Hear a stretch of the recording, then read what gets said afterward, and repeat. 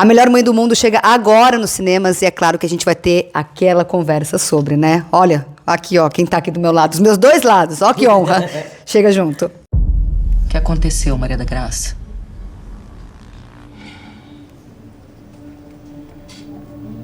Teu marido te bateu?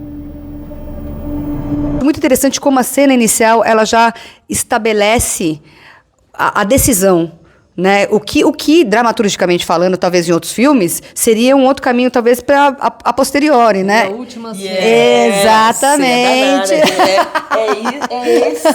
Então, quando eu fiz o argumento desse filme, eu estava em colaboração com a Grace Passou e a gente ficou muito conversando, né, ela ir para a delegacia, se teria alguma cena antes que ela levaria ela a querer sair de casa, né? Precisava do estopim. Qual seria o estopim, né? E aí teve um momento que eu falei, não, já é a delegacia, a gente não precisa mostrar nada, já é a decisão. E daí para frente é força. É um filme que entra com uma propulsão, né? O resto é força e problemas, claro, mas sempre com a força de já ter dito, aqui não fico. Você fala que da cena inicial é a primeira cena e é onde tudo começa pra mim mesmo. É a cena do teste. Ah, é? Foi nessa cena que eu peguei o papel. E quando eu li o roteiro, eu fui convidada para fazer o teste. Uhum. Né? Então, quando eu li o roteiro, eu não posso dar spoiler, né? Mas que, tudo bem, que eu já vi que começava nessa cena, eu falei, o quê? Essa mulher com essa história, né? Esse filme reúne todos os ingredientes que me interessam pessoal e profissionalmente e as coisas estão juntas, né? Então eu fui pro teste, mas eu fui com o máximo respeito, mas eu fui para pegar o papel, não fui para tentar, sabe? E essa energia eu coloquei desde o início. Nessa altura eu já vinha de um outro filme da Ana, o Clube das Mulheres de Negócio, eu já conhecia mais ou menos como ela pensava. E conheço ela, a força que ela tem, né? E eu falei, ela não vai querer uma mulher coitadinha. E dramaturgicamente a gente tende a resolver a tristeza, né, a coisa para baixo no choro. Não, e eu levei a proposta de uma perturbação, de uma mulher, como a Ana fala, uma mulher quebrada, perturbada, porque de fato não há nada mais perturbador do que você estar indo denunciar o homem que você ama, que você quer sair da delegacia, você quer transar com ele, você quer cheirar aquele cara.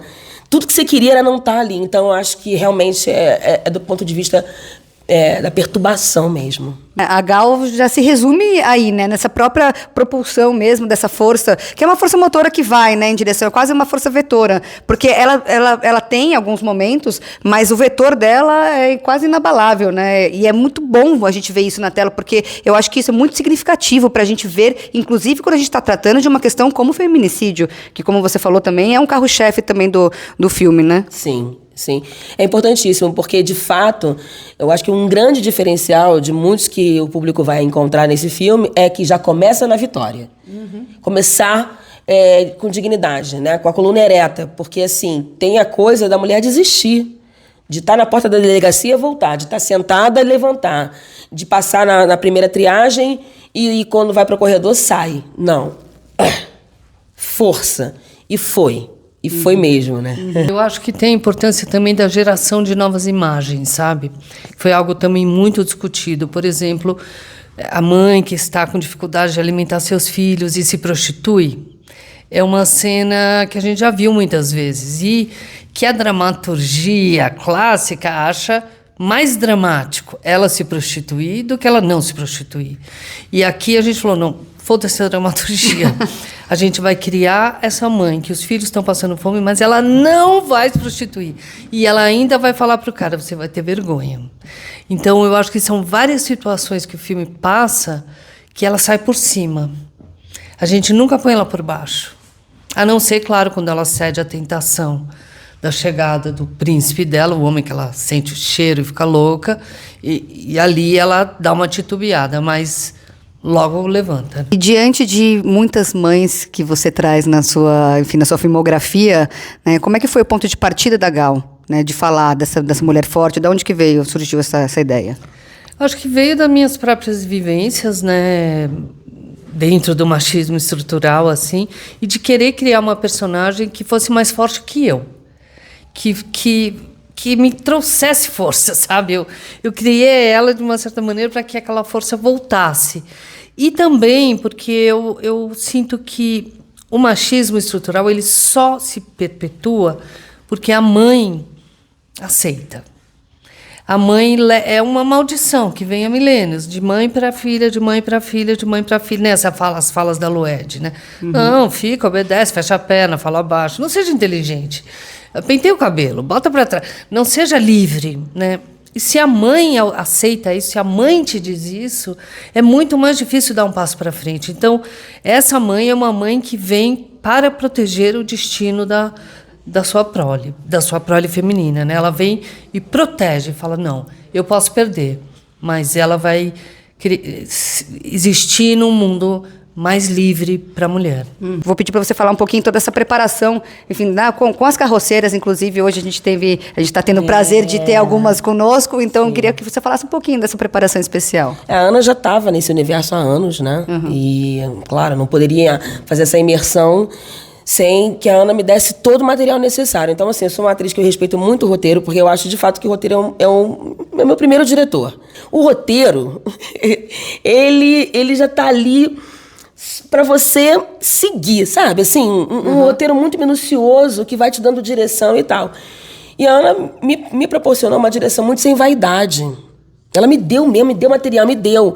Que eu acho que tem uma coisa que quando o diretor te escolhe, tem uma coisa que ele sabe, né? Do que ele vai tirar de você.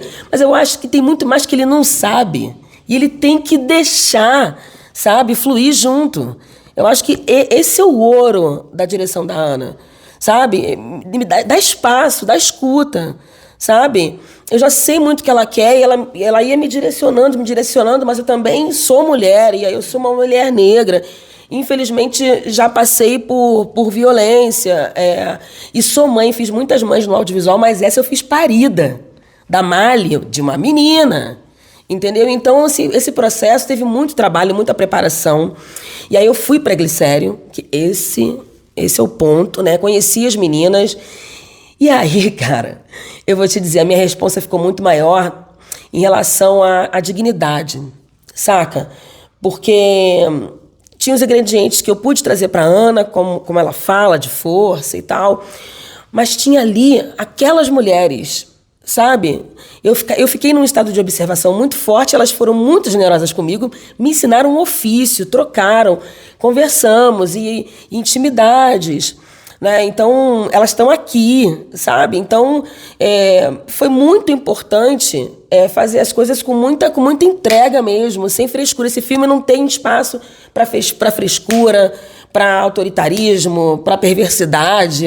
É só amor, amor, amor, amor, amor e muito trabalho, né? Então, a gente ficou casada. Temos 2 filhos. Não, mas essas mulheres, essas catadoras, recicladoras, carroceiras que eu conheci no processo, uma delas é a Fabiana da Silva, que é uma figura folclórica, né, da favela do Moinho, e são mulheres impressionantemente fortes. Assim, quando eu conheci a Fabiana na casa dela, eu saí quase transtornada, assim, pelas histórias que ela contava, o modo como ela contava, a consciência que ela tinha. Foi um mundo, assim, que se abriu para mim, sabe? Então, você acompanhou esse processo antes? Você já tinha essa base de pesquisa, né? Quanto tempo antes de começar a filmar que o roteiro foi desenvolvido? Eu acho que eu comecei em 2019, a gente filmou em 23. Foram 4 anos de contato durante a pandemia. A casa da Fabiana caiu, era uma casa feita de madeira, de papelão. Como é que chama essa madeira? Fina. Ai, gente. Compensado. Ela tinha uma casa de compensado, veio uma chuva e a casa caiu, eu ajudei ela a reconstruir. Foi muita troca até chegar na filmagem. Um histórico de respeito muito grande pela figura delas, da catadora. Sem falar na mãe, que aí já é uma história mais complexa e maior ainda. Fala um pouquinho, então, da experiência do seu Jorge. Ele ficou muito impressionado de ser um filme de mulheres, onde a produtora era mulher, a fotógrafa era mulher, né? Quem segurava a câmera era mulher, a diretora era mulher. Até perguntei, mas você nunca tinha sido dirigido por mulher? Ele falou, já, um filme da Mônica Endenberg, mas a equipe toda era de homem. Ele ficou muito impressionado com isso e alguém perguntou, o que você aprendeu? Ele falou, a escutar. Então, eu acho que foi um processo bem bonito para a gente, né, ter ele nessa grandeza que ele tem, né, o foco que ele tem na cena, é um negócio Mas também agora, vendo ele falando, entendeu que foi uma troca, né? Muito importante a generosidade dele, porque ele podia ter dito não, mas ele disse sim. E ele é um cara de mesa, né, Ana? Ele gosta de sentar, de pegar matematicamente o roteiro e olhar no olho e fazer as coisas com cuidado. Porque tem isso, até nos comentários da internet tem muito isso no trailer, né? Pô, seu Jorge, não vou conseguir ver, eu vou desconstruir essa imagem. E é sobre desconstruir a imagem, porque o agressor não tem uma cara, né? E o fato de ser o seu Jorge, né, o maior artista do Brasil, né? Então, isso é importante para que a gente leve também o público para sentar e para pensar nessa possibilidade. Porque o preconceito, né, o racismo, eles constituem uma cara, né? A pessoa tem cara disso, tem cara daquilo, tem cara de ladrão, tem cara de estuprador. E a gente que é mulher, a gente sabe que não é assim, né? Então, a chegada do Jorge é um sol, assim, é um sol pra gente. A gente está falando aqui, enfim, de feminicídio, da força da mulher, mas acho que também tem um outro tópico que eu queria direcionar agora para lá, que é a questão ambiental também, né? A importância dessas mulheres, do serviço que elas fazem. A gente está num ano agora em que o Brasil vai sediar a COP. Sim. Queria que vocês falassem um pouquinho também sobre esse aspecto do filme. O filme fala sobre lixo, né? O lixo da cidade de São Paulo, que são milhares de toneladas por dia, né? E existe um número que eu não sei ao certo, mas uma grande porcentagem desse lixo é retirado pelos carroceiros e carroceiras. 70%, Ana. E o poder público somente 30%. Mas eu acho que também no sentido metafórico, quando você entra numa cooperativa de reciclagem, você está entrando no avesso do capitalismo, né? Você vê ali as caixas de Mac, as latas de Coca-Cola, e você fala, cara, esse lixo que a gente tanto tem nojo, a gente que faz, né? Até onde vai isso, né? Uhum. Não, e misturar essa imagem do lixo, né, que cada um de nós temos culpa, com elas. Né? Porque é muito engraçado, né? A gente fala, não, essa população... Primeiro que elas não são população de rua, né? Mas quem lidar com o lixo, né? É invisível. Não, elas são mais do que invisíveis. Elas são para a sociedade nojentas. E, cara, não, é totalmente ao contrário. Porque o que eu vi lá foram mulheres que estavam lá sobre a responsabilidade, né? De resolver aquilo que a gente faz, né? Essa podridão que a gente faz. E quando acabava o expediente, um trabalho que elas têm orgulho, né? Porque tá no filme, né? Tá no filme isso. Elas tomam um banho, saem de lá cheirosas, arrumadas, lindas, e vão buscar seus filhos, que estão com o uniforme limpinho. Então, são mulheres maravilhosas e, de novo, quantas vezes forem necessárias, dignas, muito dignas e lindas, e saem, vão pro samba, saem, vão pro pagode. Então, eu acho que esse filme também contribui muito com isso, sabe? Tipo, você vai olhar aquela mulher não mais como um lixo, mas como uma mulher. E aí soube também que eu acho que o Lula, não sei se é salário ou aposentadoria, agora ele acabou de fazer uma lei, não sei, que para mães de crianças especiais receberem algum tipo de apoio. Então, eu acho que a mãe precisa desse apoio, inclusive na formação, sabe? Uhum. E aí uma questão ainda maior que o filme leva, é a última cena, né? A importância da comunidade, né? Para uma mãe, né? Como o mundo capitalista foi se individualizando, cada um com o seu fogão, com a sua geladeira, cada um com o seu espacinho.